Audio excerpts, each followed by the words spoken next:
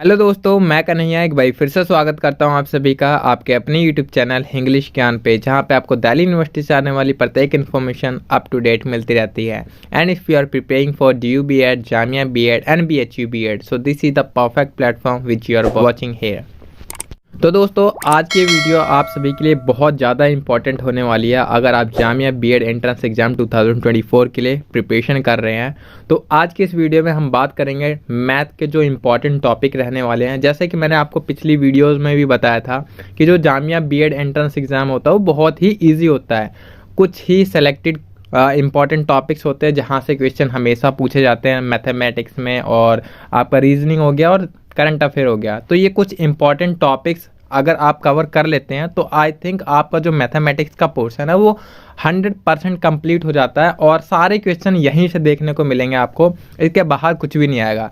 Even when I was preparing last year and you know that I have cracked Jamia BEd entrance exam 2023 वाला, तो I also completed all these topics and I went through all these topics only।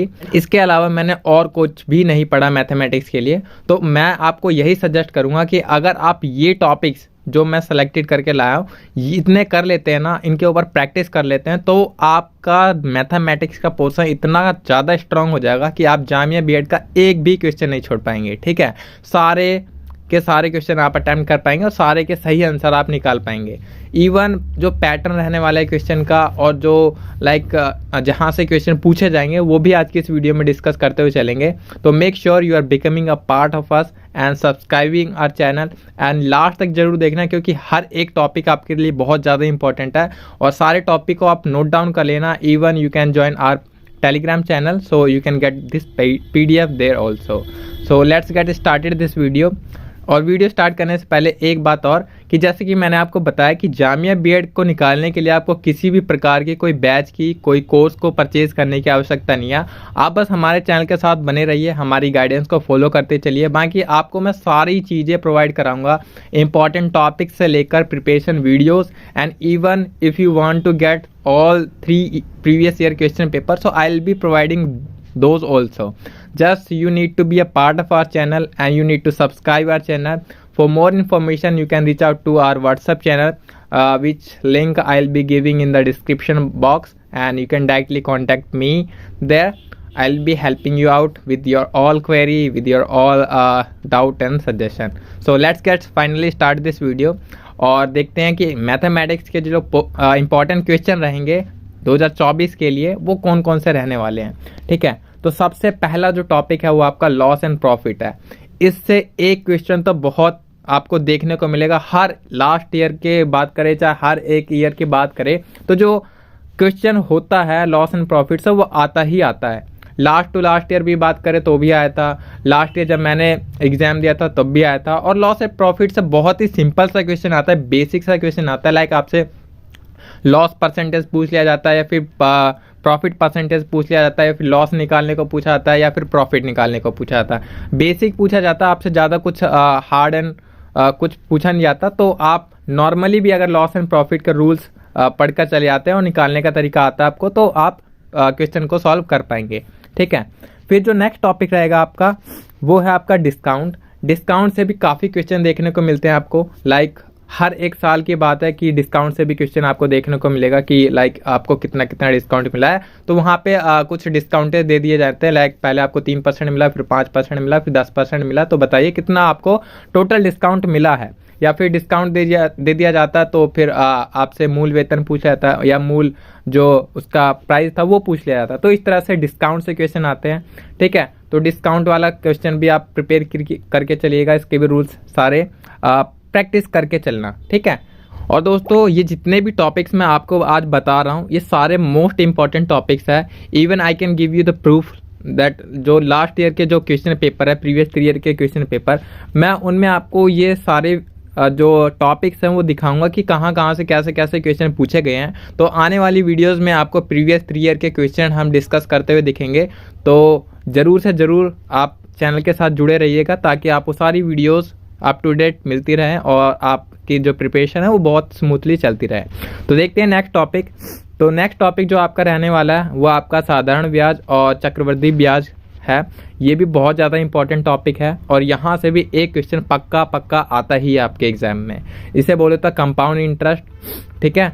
तो ये topic भी आपको बहुत अच्छे से prepare करके चलना है, आपको प्रैक्टिस करनी है इन सभी टॉपिक की, ठीक है।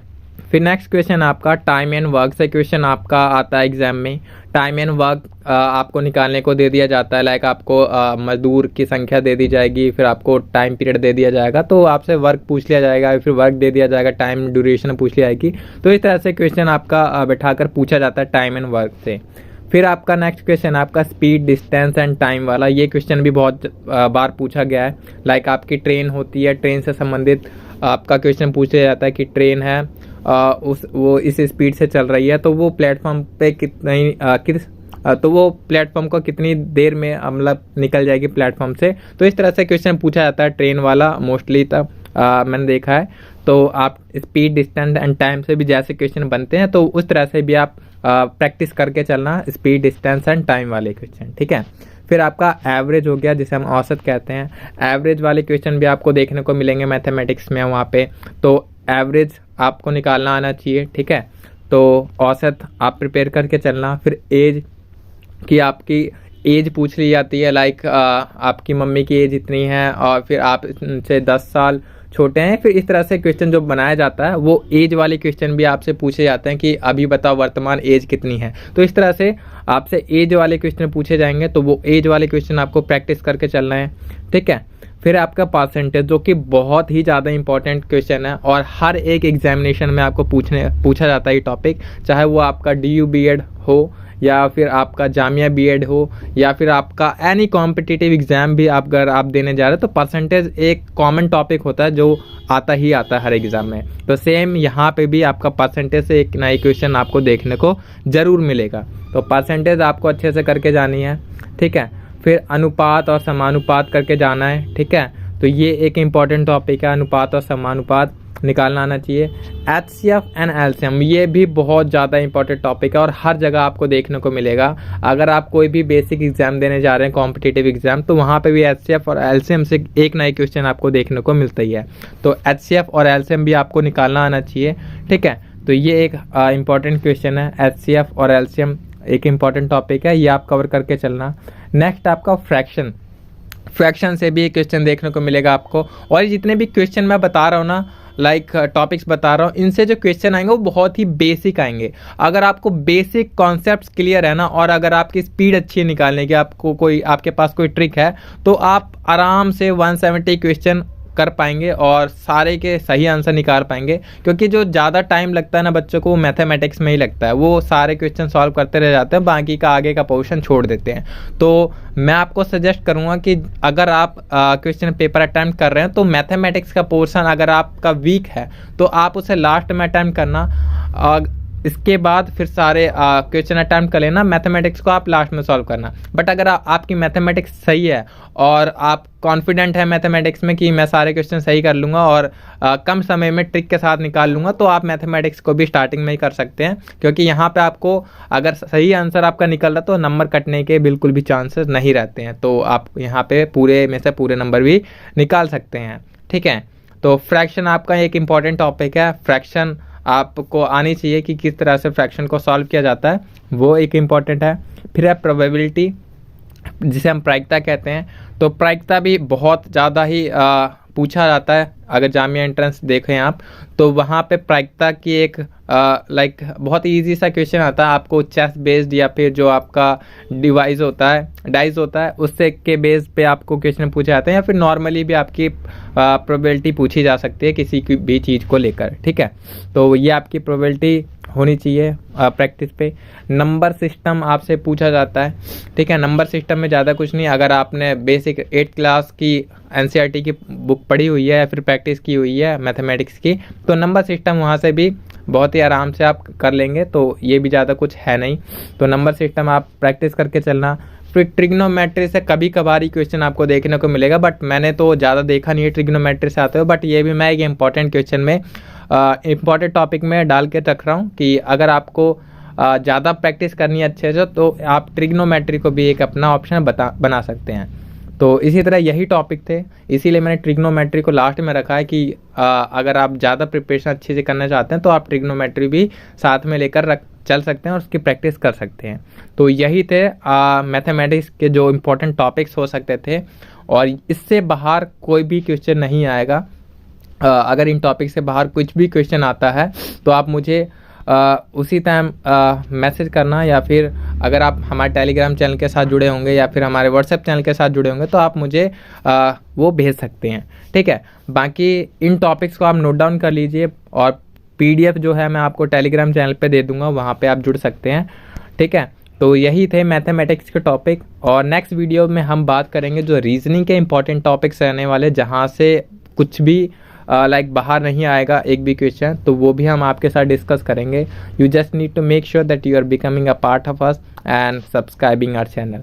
तो ये सारे टॉपिक आप नोट डाउन कर लीजिए और start your preparation, start practising all these topics, and I hope you will get admission in the Jamia B.Ed this year.